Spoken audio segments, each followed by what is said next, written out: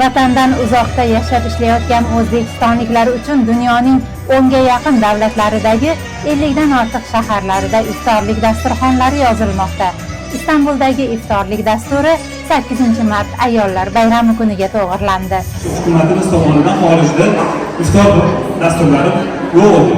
Mana bu yil birinchi marta shaxsan davlatimiz rahbari Shavkat Mirziyoyev ko'rsatmalari bilan, tashabbuslari bilan xorijda bir nechta davlatlarda mana shunaqa iftor tadbirlari tashkil etildi.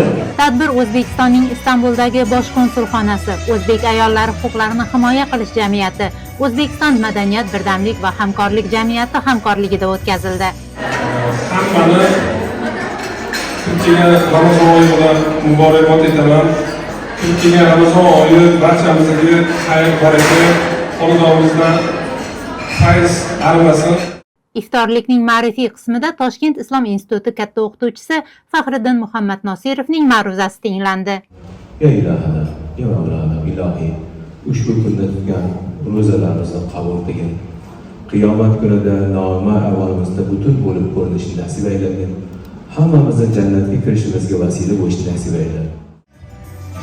Iftorlik va ayollar bayrami uyg'unlashgan tadbirga O'zbekistonda xizmat ko'rsatgan artist Tojibar Azizova o'z qo'shiqlari bilan yanada fayz kiritdi.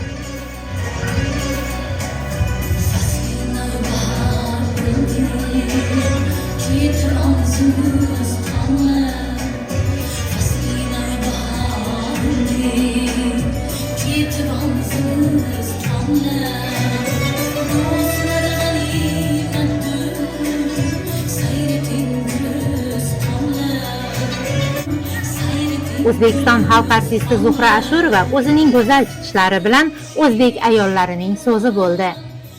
Mo'jiza yaratmaydi, mayli ayol deb. Shunda ham bu hayot o'xshar ertakka. Qo'lingizdan kelsa qo'rg'on bo'ling siz. Ayol zor bo'lmasin, bir mard erkakka.